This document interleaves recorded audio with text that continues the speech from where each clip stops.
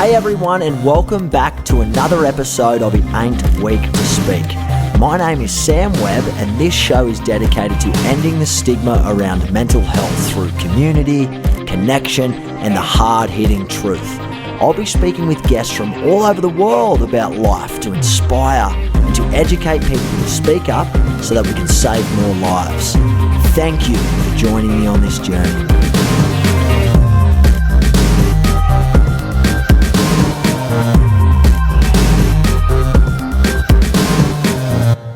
Well, it gives me great pleasure to be here this morning, 8 a.m. in Brisbane, her time. Jas, welcome onto the podcast. Very good to have you on.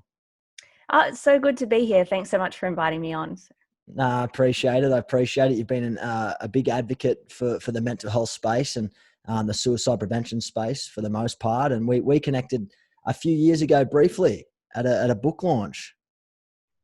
Yeah, it was 2018, I think. Time just flies. But yeah, 2018 for one of my first book launches in Sydney. So that was really cool to meet you there and now reconnect now, so many years later. It's very weird how life has a sense of humor where you can connect with someone out of the blue that you've never met before, share a very similar journey or a story, so to speak, and then you reconnect in whether it's a year from now or 10 years from now. It's just funny how the world works, isn't it? I love that though about it. It's exciting. Yeah, sure. Keeps things fresh and relative at the same time. So talk to us about your book. Can I, without fully reading it myself, I've got a lot of questions for you. Obviously, a couple of years ago, you launched your book. Where did the idea of launching your book and what's the name of it? Can you share it with us? Yeah, so it's a series called Reasons to Live One More Day Every Day. And it was really inspired by a couple of things, one of which was the death of my dad. So I lost my dad to suicide when I was 18.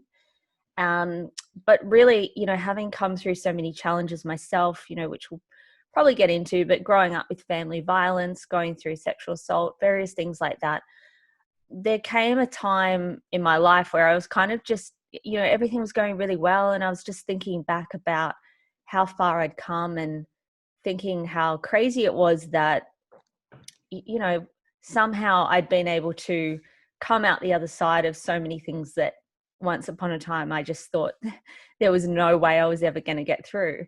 And I thought, gosh, well, if what was it that helped me get through? I mean, we're losing around, at that time in 2016, 2017, when I started this project, we were losing around 2,500 people a year to suicide.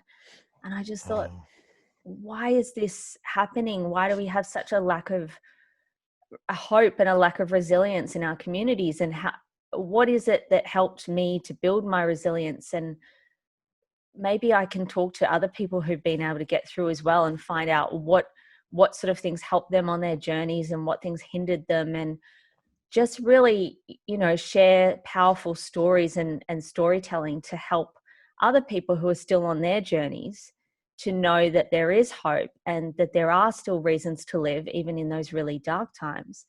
And it's just about pushing on, one more day every day until we find out, what that light on the other side looks like. So that was, a little bit of the inspiration. And that turned into a series of books where I interview a range of people, usually Australians, but a couple from overseas as well. Just interviewing, high profile and everyday people about their journeys and just sharing those stories to really help people know that no matter what you've been through, there is a way out the other side. Very powerful. And the power of storytelling changes and saves lives. You and I have both experienced that firsthand, and no doubt you have through your book and the people that you've touched throughout that journey. But before we touch on that, with the death of your father, a few years ago to suicide, what was the impact like on you? What impact did that have for you? And how did you get yourself out of that tough spot?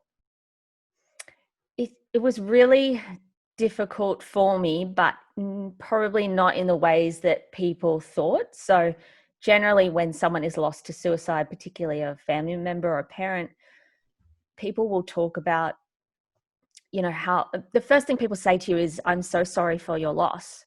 You must be devastated. And I understand why people say that. And it's true, but it's really hard when you've grown up in an environment of family violence where the perpetrator is one of your parents. So for me, it was my dad. And so I had really severe depression and anxiety since the age of 10, but didn't know what it was back then. And by the time I finished high school when I was 18, like I just really did feel like my head was kind of just bobbing above the water. I really felt like I was treading water for those 8 years. And it was really, really hard to get through that. And then to, lose a parent in that way, but then to also have all these conflicting feelings about that person was really difficult. So I went through shock, and then I went through guilt, guilt that somehow I had caused this to happen because I wanted my dad to disappear. Like I never wanted him obviously to disappear in that way, but as a teenager, I just wanted the abuse to stop, and I just wanted that to go away. And so when he disappeared from our lives through suicide, it felt like it was my fault and that somehow I had wished this or caused this. And so I think I carried that with me for a long time. And then I also had no idea how to choose healthy relationships, how to set up boundaries, how to say no to things that weren't going to help me thrive. So I went into a lot of sort of relationships and things like that that were not healthy at all. One of those led to a sexual assault when I was 21. So it really, I think, age 21 was probably when, sorry, excuse me. Age 21 was probably when I really had to pull myself out of that dark place and decide that I was going to actually decide to turn my life around, because I guess I was living from quite a strong victim mindset. And I would say, well, no wonder nothing ever works out for me. Nothing ever goes my way. Of course, this guy doesn't like me because I'm unlovable and all these sorts of things. So I had a zero sense of self-worth and value. And it wasn't until after that sexual assault at age 21 that I kind of realized that I had to start taking some responsibility for the way my life was going.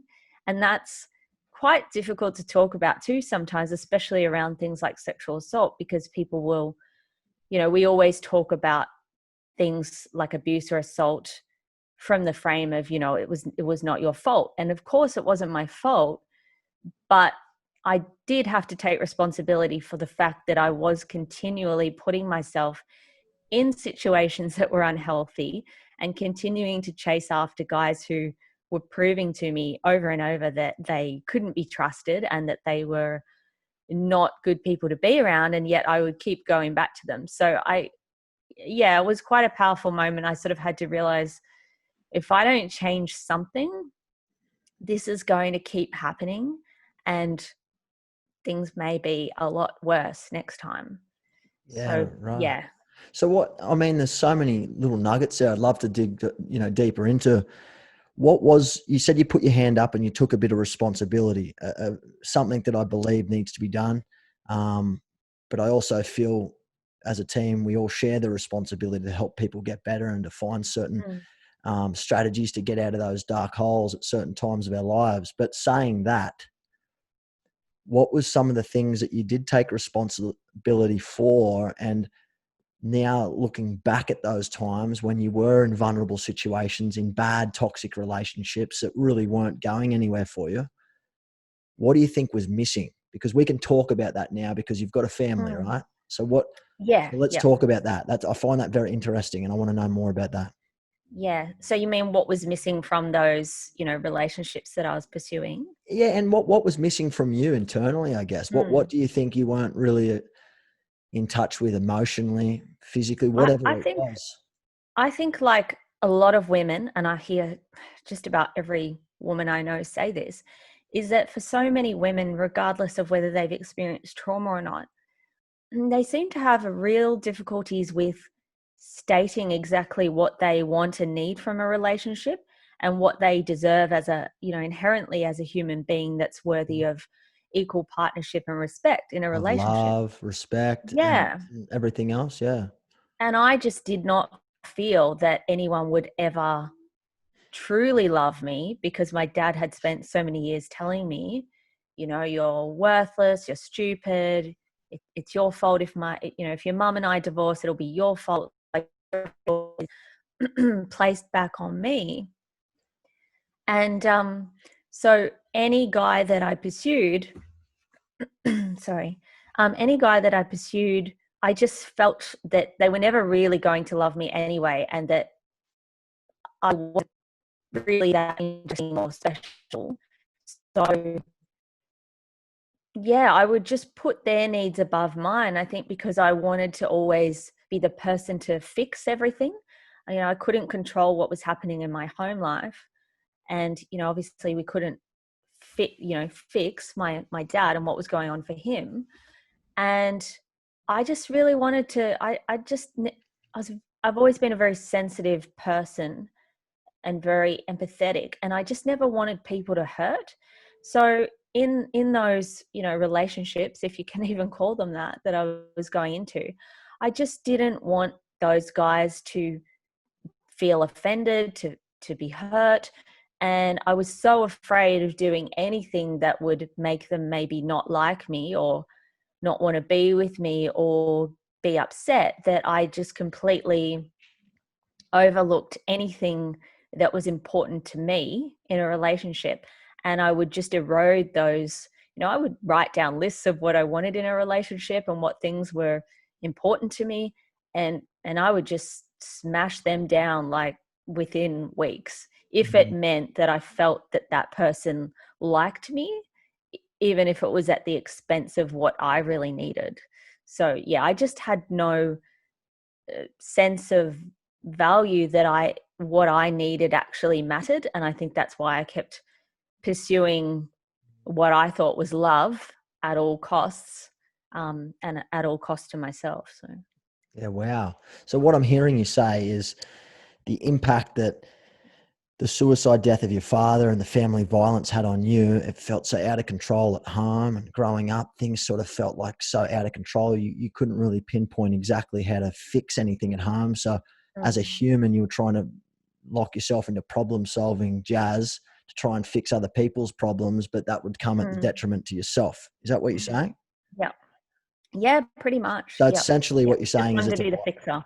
yeah. So it's essentially that trauma and that experience growing up. I wouldn't wish that on anybody. And the impact that that would have is, second to none. And it sounds like that was the byproduct of those traumatic experiences, was this life of feeling not good enough and unworthy and trying to make up love in areas which are so outside your boundaries that you had no control of anyway. Yeah, Yeah, and I wow. do have to say as well that for a lot of young women who have grown up with dysfunctional fathers, a lot of studies have shown that those, young women are at significantly increased, have a significantly increased likelihood of going into abusive relationships themselves. And for me, I used to just flat out say, I'm never gonna go into an abusive relationship like my mom. I'm never gonna let anybody treat me this way. But it was probably over 10 years until I actually understood that domestic violence and abuse are not always physical, and that they're mental and emotional and spiritual. And Okay. so there were so many factors that contributed to me going into those really unhealthy relationships. But because of the way my dad had treated me, I didn't know how to set boundaries, and I think that was the big one. Yeah, right. It's powerful stuff. So what with being, experiencing this stuff firsthand, growing up, you've experienced this stuff firsthand. As you made a really important point there. A lot of people think domestic violence is all about the physical abuse and violence. It can be spiritual, emotional abuse, and all that sort of stuff as well. What was your biggest learning curve that you took away from all that? Well, like I said, I think it took at least 10 years, not until I was around 30 before I even understood that domestic violence, is not always physical. And I was married by that point and, doing really well.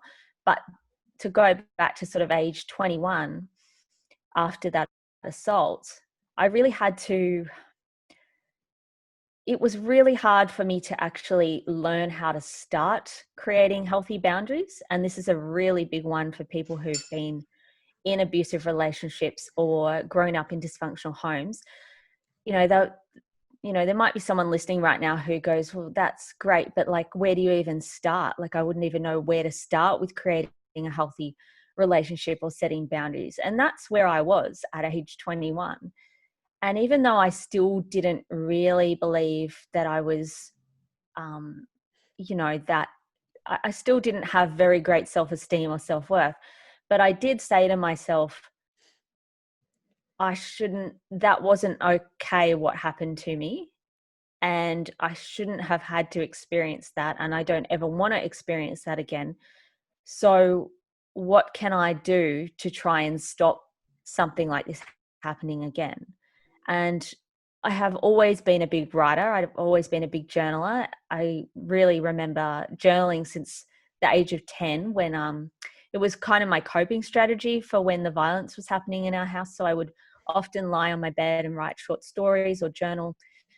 And I've taken that with me through my whole life. And so I remember writing down all the qualities again, probably for the millionth time, that I really wanted in a relationship and what I wasn't going to stand for. But this time I think it was a bit different because I had been through something so awful. I sort of had that as a point of reference to say, well, if I don't stick to this, this is what could happen again.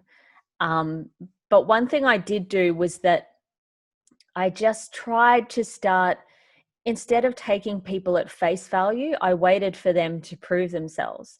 So shortly after that assault, I actually ended up going into another relationship quite quickly. And my self-esteem was still shattered. But one thing that I did do was that instead of just trusting that guy when he said, you can trust me, I'm never going to hurt you, I would say to him quite bluntly, okay, I know you're telling me that, but that's also what the last person told me.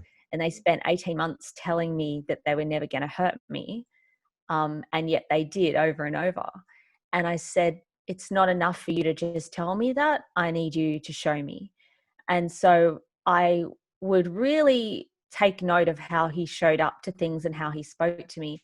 And I think one thing that I'll never forget is that one day we were just going for a walk on the beach and he just made a joke that he thought was quite, I guess to most people, it would be meaningless. It wouldn't really stick with them. He just made this flyaway remark like, oh yeah, you loser, something like that. And it was like somebody had hit me in the gut, and the first thing I wanted to do was just kind of push that feeling away and say, oh, you're being stupid, Jas, just get over it, be fun, And I actually turned to him and I said, I know this probably sounds silly, but can you not call me things like that? Because it just reminds me of the way my dad used to talk to me. And I fully expected him to just have a go at me, laugh at me, make fun of me. And he was like, I am so sorry. I didn't realize that. And I will never do that again. And to his merit, he didn't. And we were actually together for 3.5 years. And in that time, he really did help me to reset my life and learn to trust it again. But it was also a big learning journey for myself because, like I said, I wasn't just taking him at face value. I watched to see if he kept his word with things, if he turned up when he said he would. And he proved to me through his actions that he was trustworthy, and that's really what helped me to learn to trust again. And I think that's probably been a big part of why I am in a healthy marriage now and have a family, is because I had that little bit of courage to start speaking about how I was feeling and what things were coming up for me and what I actually wanted, even if it felt stupid to say at the time.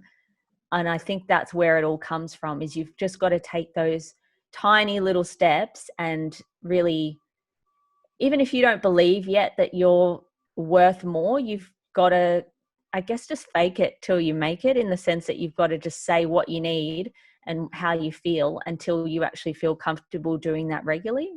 So sort of like standing your ground and, Yeah. communicating. What I'm hearing you say here, especially, is the power of speaking up and standing your ground and, Mm. and telling it how it is, and creating boundaries. Like, I do like the way you do this, and I don't like the way you do this stuff. Can you Yeah. not do that moving forward? And then, as you said, the power of words versus actions, very, very different, right? We can all tell anyone what they'd like to hear, but if they're not, represented in quantifiable actions, then really, Mm. how strong are their words? You know what I mean? So I think that's Yeah, a exactly. really, really strong point that you said there. And I want to rewind a little bit, but then I want to dive into that section there, especially for people that might be struggling right now in relationships, or Mm. having to do domestic violence, or, bad relationships that aren't really serving them any good right now, or to stop them serving them in the future. How did you said journaling was a part of, calming you down. It was like a self-care strategy, especially through those tough times. And everyone's got their own self-care strategies. It's something that we talk, quite often at Living about, especially through our Live and Well programs. There's a vast range of self-care strategies. Could be journaling, painting, reading, could be taking a walk, taking a run. It could be vacuuming your house. They're all forms of meditation in a way that help people find clarity and calmness and look after themselves. But did you reach out to anyone for help and help you navigate through those waters, or were you on your own? As a teenager, I was definitely on my own, because I didn't even tell anyone what was happening at home until I was maybe around age 16. And even then, it didn't really feel like anyone could help me. Although it did help to lessen the burden a bit, and that did help me to get through school and keep pushing on when, like, to be honest with you, I really was very suicidal in my teens. And then after school, I do remember after that sexual assault, I did go and speak to a professional. I think it was one of the first times I'd ever been to someone. It was someone at our local hospital, and I think I think my mum may have sent me to go. And honestly, unfortunately, it was a terrible experience. The person, she didn't take any notes down while I was speaking. And so when I went back the second time, she asked me to repeat the trauma all over again, Mm, because she hadn't ah, written anything down. And then I think I just thought, I'm not coming back a third time to do this. And so it was not until I was probably age 30 when I did speak to someone, and that person, that psychologist, was fantastic, and she really did help me a lot. But for those years in my 20s, the only thing that I really had to help me cope was journaling and writing, and I guess speaking to some friends. But even still, I had really great friends, and I am very grateful for that, because not everybody has that kind of support network. But I guess at the same time, there's only so much that you tell people, especially when you are younger. And I guess in those times where we still didn't have great mental health awareness, it wasn't like it is today, where you'd catch up with a friend and just say, oh yeah, my anxiety's been really bad lately, or I'm feeling really down lately. So journaling was pretty much the one thing that I turned to in those times, to really help me. yeah, right. That's very powerful, and it goes to show the power of finding and seeking help, but being patient with the help to find the right Mm. fit. You said you didn't have the best experience when you went to that first person at the hospital who didn't bring their notes, and you know, that's not the same for every case. You and I both know that, Mm. and it might have taken time to find the right fit. And I'm glad you found the right person that could help you out, the psychologist that could help you out and give you some strategies to help boost you and push you and get you further in front, I guess, than what it would have maybe been by yourself. And that's what reaching out Exactly. and speaking to someone's all about. And it's a big thing that we do at Living. It might not always be seeking professional help. It might be reaching out to a friend and telling them that you're having a shit time, or, I'm really struggling. And they might not have the answers, but if they can just sit there and listen non-judgmentally and not sit there and make fun or say certain words that might be unhelpful, Exactly. could be the difference between forging a very strong friendship and a relationship, or maybe never being in touch with that person again, you know? And I think Yeah. that's important to note. So let's talk more about the relationships, you know, growing up before you got married. They weren't really helpful. You sort of did your homework, you did some work on yourself, you sort of, you know, asked questions, wanted people to prove through actions and not words that they could change and that could help you mold into the person you are today. What could you say to people, or young girls in particular, who are probably most vulnerable, that are maybe stuck in, you know, toxic relationships where they feel like they can't escape? They don't know what to do because they feel like they're letting them down. What can we say to them right now, or what could be helpful for them? It's a really good question.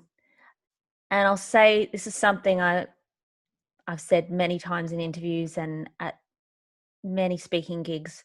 And it sounds very simple, Mm, but it's so important for people to understand that domestic violence and abuse are not physical. And the reason I really want to hit this home is because it was only a couple of months ago that I was speaking to a crowd here in Brisbane the day after the murder suicide of Hannah Clark and her children. And it just broke my heart that for so long Hannah didn't know that what she was experiencing was abuse because her husband had never hit her. And when I spoke to that crowd, which it was quite amazing because I had no idea that the crowd that I was going to be speaking to on that date was, you know, none of us had any idea what was going to happen the 24 hours before I was meant to turn up to that community. And it happened to be a community that was about 3 minutes drive away from where Hannah Clark lived. And so it was really powerful. And even in that crowd, there were people that were saying, yeah, I haven't really thought about that. Or, yep, for a long time, I didn't understand either that it was physical. And every event that I ever do, I have people that say to me, this is what I lived in this kind of abusive relationship for 20 years before knowing that it was abusive. And so I just always want to hit home that, you know, abuse it can actually be broken down into many different facets. So you've got emotional and mental abuse, which many people experience. So, you know, if you've got a partner or a family member who is constantly you know, psychologically manipulating you to feel a certain way, or to believe that the way you're feeling isn't um, you know, isn't correct, that's a very serious thing that a lot of people don't understand. They think, oh, they're just, this person's just a bit of a jerk, or they're a bit of an mm. asshole. And that's exactly That's what I sort of where used it to stops. say. And that's sort of where it stops Yeah. for a lot of people. And that's exactly what I used to say about the guy that I was seeing for 18 months before he sexually assaulted me. I'd say, oh, he's just a bit of an asshole. But I didn't understand that he would, you know, often emotionally manipulate me. He would say things like, oh, you know, don't be stupid about that, or, you know, it just sort of degrading the way that I felt about things. Um, One thing that people don't understand is something called gaslighting, which is a psychological form of manipulation where the person really does make you feel like you're going crazy. So after my sexual assault, this person kept saying to me things like, "Oh, that didn't really happen. Oh no, you know, that's not what happened. Can't you remember? Oh, you know, that's really cute." And he'd just belittle me and say, "Oh, that's cute. You can't remember what actually happened." And it would make me doubt my own version of events. And I'd think, am Mm, I going crazy? Like, I'm I'm sure that this is what he did to me. But yeah, and that's something whenever I give talks, people often say to me, "What's gaslighting?" Because they don't it's not something they've heard of before. And so I think it's very important for people to understand, yep, the emotional and mental component of it.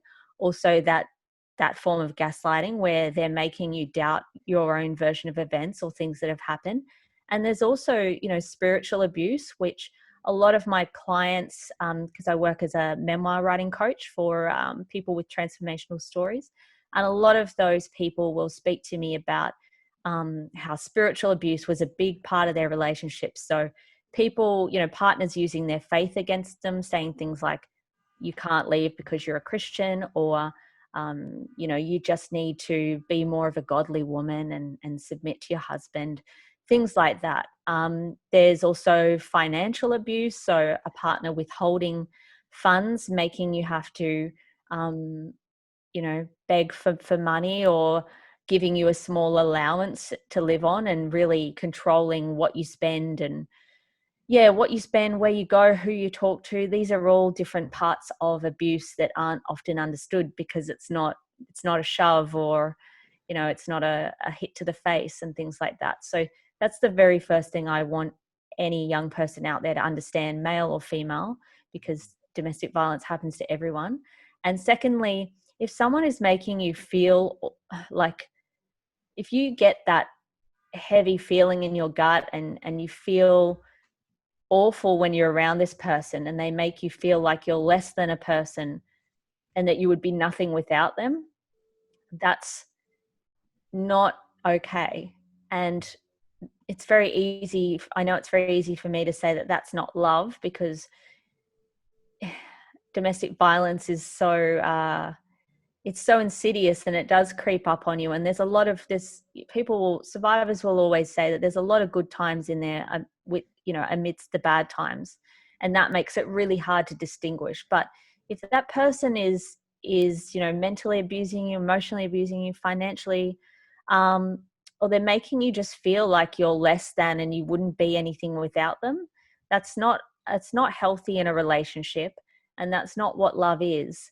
And the very first step that you need to take is just to tell someone, and choose someone that you can trust. So like you were saying, Sam, whether that is a professional that you go to, whether it's a psychologist or a counselor, or whether that first step is just telling a close friend that you can trust, you've got to tell someone, because the only way that any of us ever get out of these abusive situations, or the only way that any of us ever make it through these really dark times that we're experiencing, is by reaching out to someone.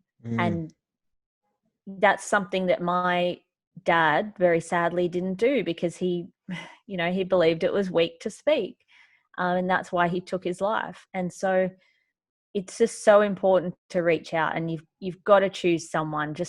You've got to choose to take that little leap of courage and take that first step and talk to someone, because it could save your life. And I can't stress that enough.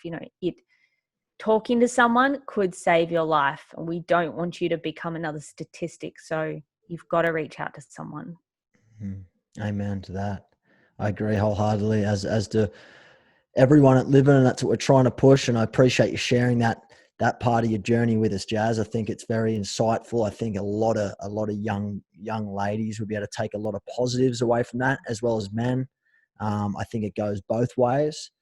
And I think there is a little bit of lack of understanding around what domestic violence and sexual assault is, and how that can really, really hinder not only a relationship, but you as a person. It can really scar you for many years to come. And it takes a lot of work to be able to unpack all that, and to go through and deal with that emotional pain that sort of ripped you apart, and dealing with it in a way where you can turn it into something positive isn't easy. And it doesn't just happen overnight either. So I think, as you said, it definitely ain't weak to speak, and speaking up and asking for help is very important. And don't feel like it's something to be shameful about, or don't feel like you're going to be judged. I'm just trying to put myself in someone else's shoes right now that has an amazing relationship on the outside. Maybe behind closed doors, it's not that good. They might be feeling really, really scared to speak up about it, because on the outside, everything looks great, and people probably look to them for advice, and look how good that couple is, And unfortunately, it's not always the way it is. Absolutely. And that's what stops so many people from speaking out, is they're terrified of the facade that they've put up being taken down, and they're terrified of people seeing through that.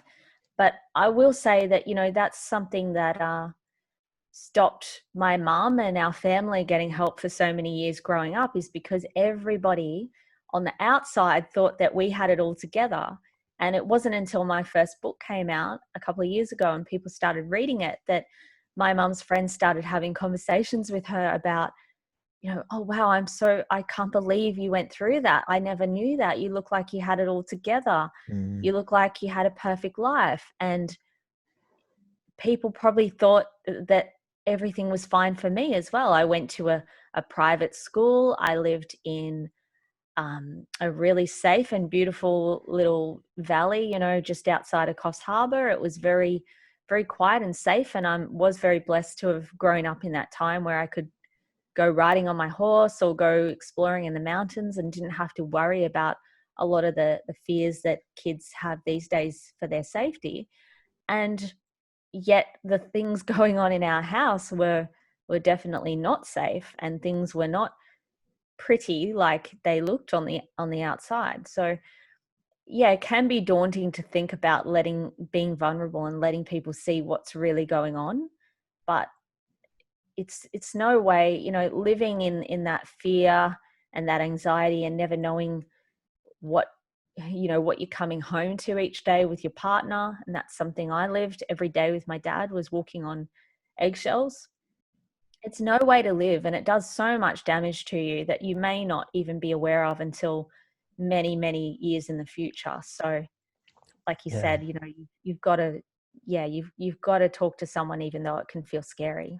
Yeah, absolutely. And I think also, some people, and again, just trying to put myself in someone else's shoes for a moment, and what people may be thinking that might be listening is, I don't want to get out of this, as much as it's gaslighting and it's negative and it's emotionally draining, and it's probably not that bad. I'm not getting hit or whatever it might be, because I don't want to be lonely. I don't want to get out of this relationship and have to start a whole new one, because I'm too vulnerable for that too. And my guards will be let down, and I just don't know who to trust. And this is just a safe haven for me right now. And I'm happy to take the pain and take the hits, because there are a lot of good times too.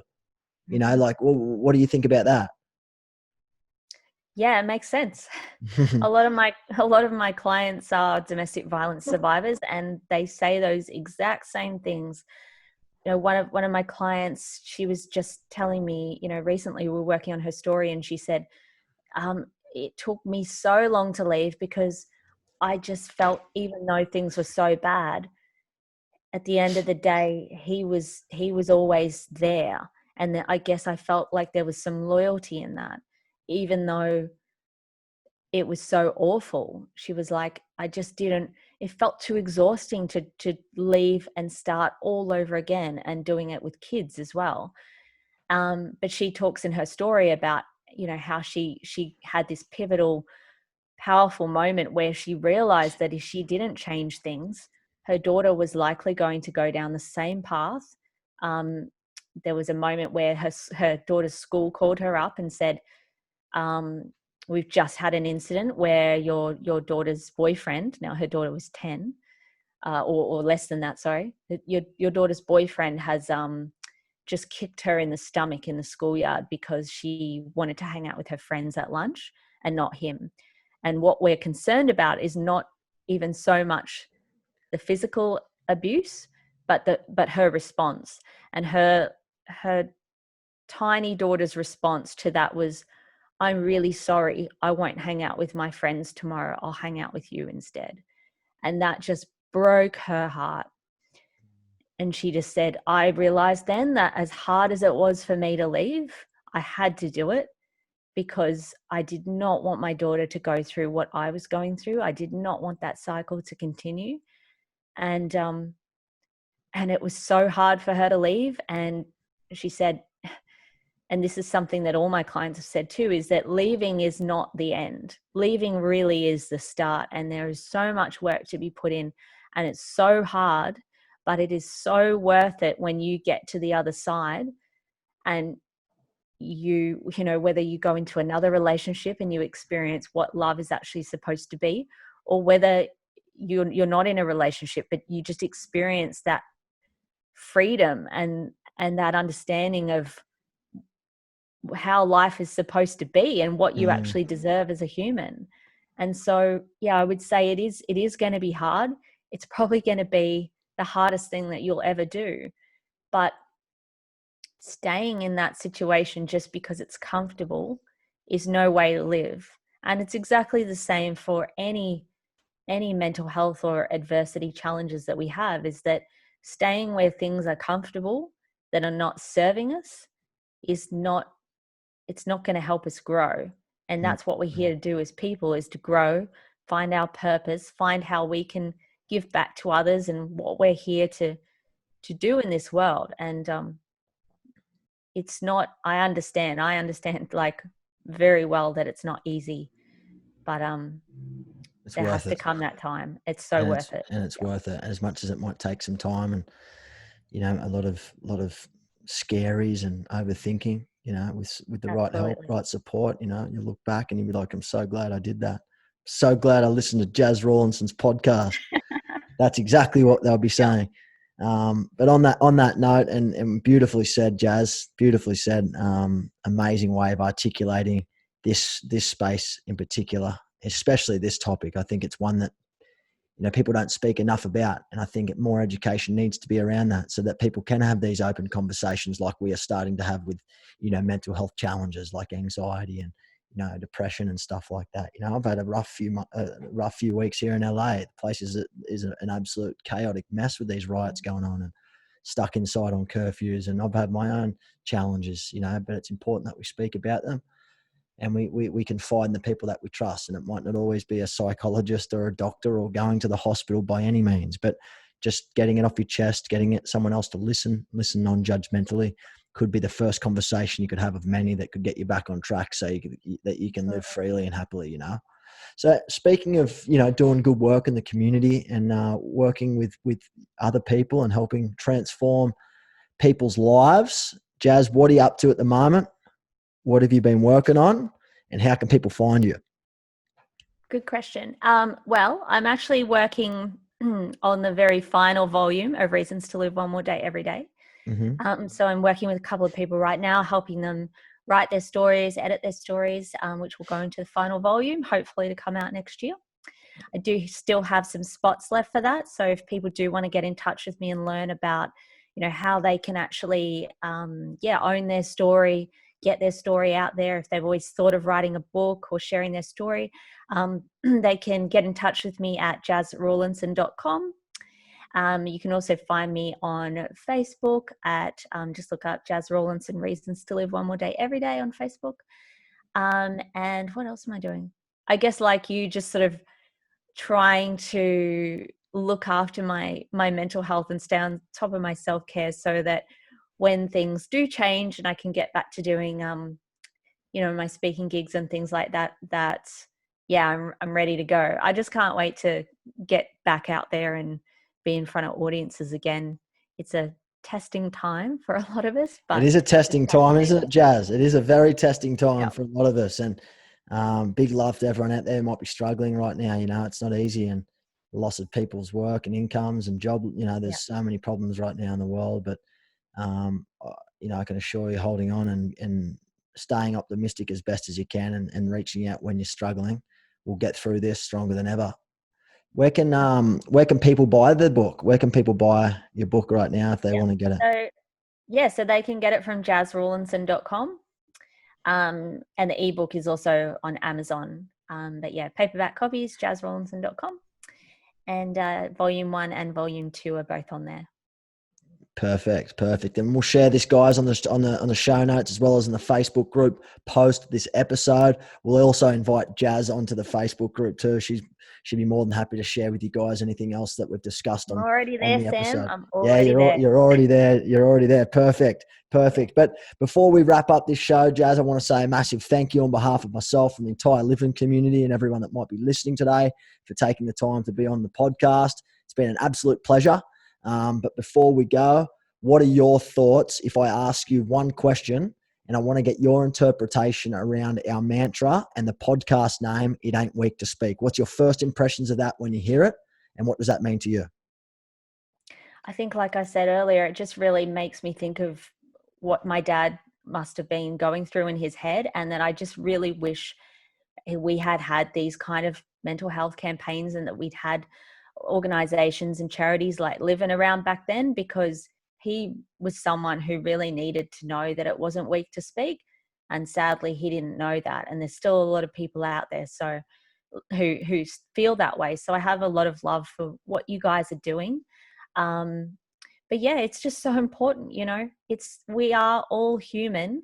We all feel, and we all have basic needs for love and, for safety and comfort. And it's okay to want those things.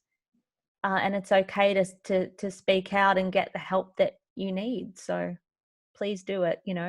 We're all human, and we all need to reach out for help sometimes. Absolutely. Well said. And I can't agree with you more. Well said, Jas. Thanks so much for having, thanks so much, I should say, for your time on the show. Thanks so much for sharing your insights, your wisdom. This episode's a great one. I'm sure, no doubt, it's going to help a lot of people in different corners of the world where this episode gets played. But without further ado, I want to say thank you. Look after yourself. Much love. And remember, it ain't weak to speak. Thanks, Sam. And you take care of yourself as well.